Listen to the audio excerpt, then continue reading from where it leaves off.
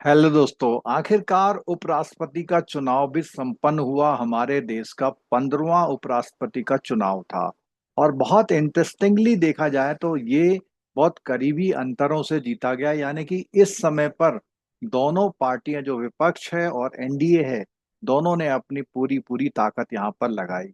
जगदीश धनखड़ जो थे हमारे उपराष्ट्रपति, उनके जब उन्होंने रेजिग्नेशन दे दिया अपने निजी हेल्थ कारणों से, उसके बाद ये सीट खाली चल रही थी।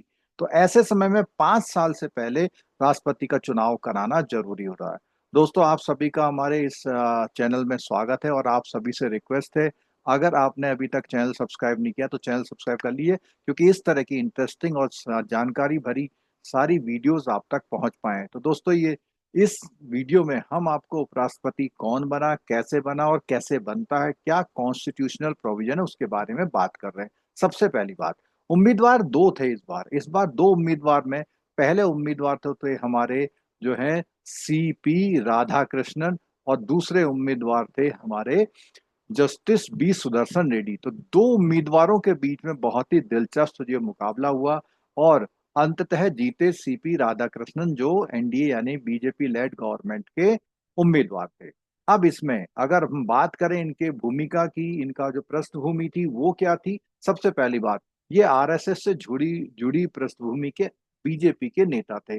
1996 से इनका कैरियर शुरू होता है और 98-99 में कोयम्बटूर से सांसद भी रहे थे उस समय पर। उसके बाद ये भाजपा तमिलनाडु प्रदेश के अध्यक्ष भी रहे, कोयर बोर्ड के चेयरमैन रहे और झारखंड, तेलंगाना, पौंडीचेरी, महाराष्ट्र राज्यपाल के भी पद पर रह चुके। तो राज्यपाल पे रहने के बाद भी काफी चांस बन जाते हैं और उनको प्रशासनिक अनुभव है, शांत स्वभाव के लिए जाने जाते हैं।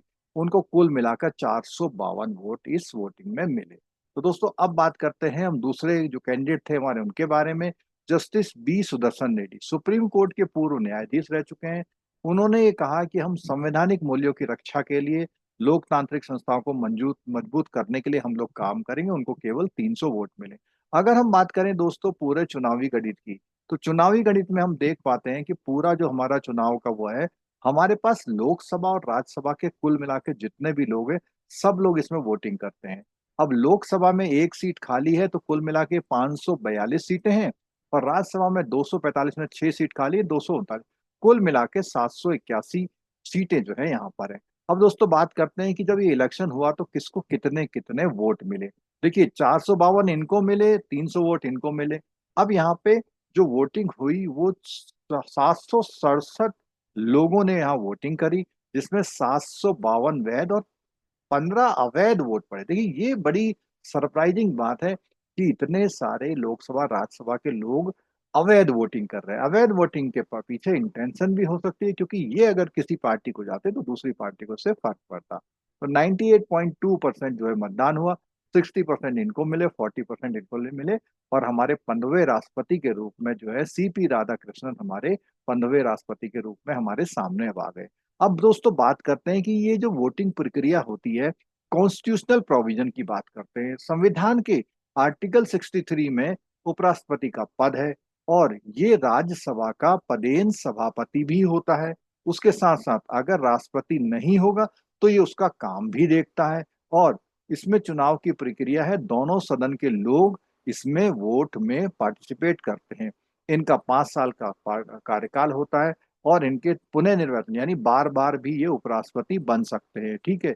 और इस्तीफा अगर रिक्त हो जाता है तो ये चुनाव होते हैं, जैसे अभी हो रहा है।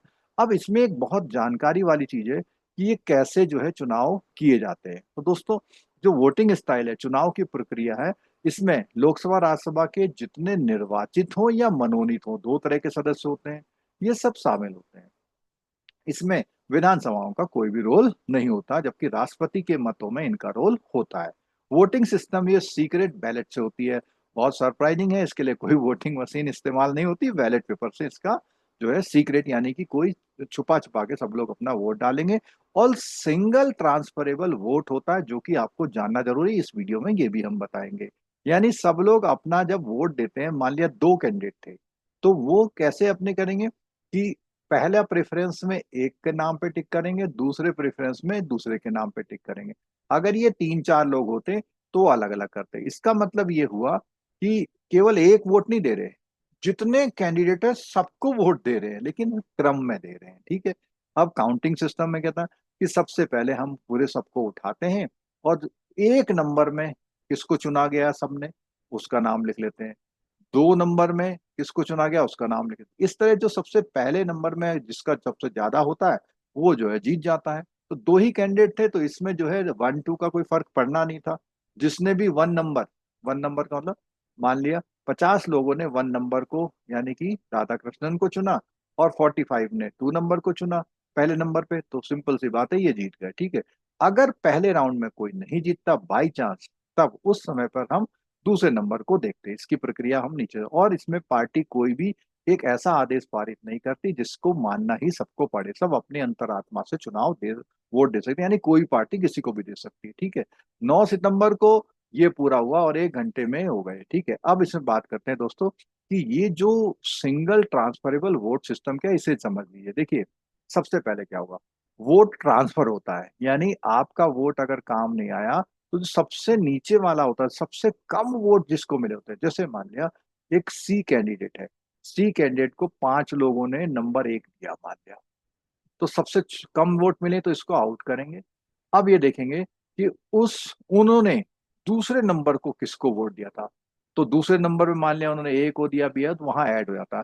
तो इसके लिए आप देखेंगे कि ये जो प्रक्रिया है कैसे काम करती है। अब यहाँ पे देखिए, 10 सांसदों ने उम्मीदवार सी को पहली पसंद बनाया, लेकिन सी सबसे कम वोट पाकर बाहर हो जाता है, तो ये सबसे छोटा वाला बाहर है। अब 10 वोट जनरेट हो गए, उन 10 वोट में हमने देखा दूसरे को उसने कितने दिए हुए हैं, तीसरे को कितने, तो उस तरह से वहां पर शिफ्ट हो जाता है। और ऐसा तब तक प्रक्रिया चलती रहती है जब तक 50% से वोट ज्यादा नहीं हो जाते, क्योंकि दो ही में ही कंपटीशन होता है यहाँ पे।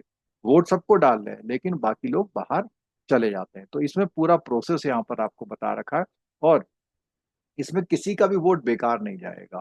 वो वोट ऊपर वाले सबसे, जैसे मान लिया 5 कैंडिडेट हैं, 1 2 3 4 5 कैंडिडेट हैं, 5 वाले को केवल 220 वोट मिले तो इसको आउट करेंगे।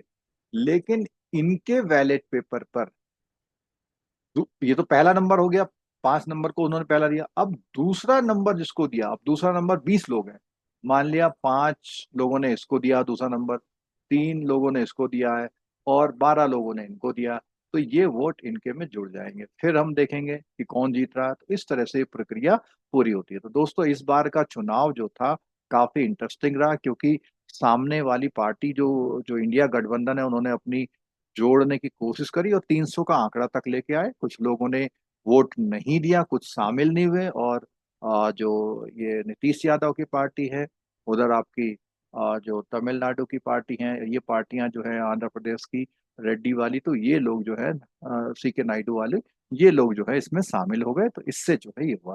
दोस्तों, ये जानकारी भरा वीडियो है, आपके कॉम्पिटिटिव एग्जाम के लिए भी बहुत जरूरी है। इस वीडियो को आप लोगों के साथ शेयर करिए, और वीडियो अच्छा लगा हो तो लाइक जरूर करिएगा। तो दोस्तों, इसी के साथ मिलते हैं फिर अगले वीडियो में। तब तक के लिए सभी को धन्यवाद।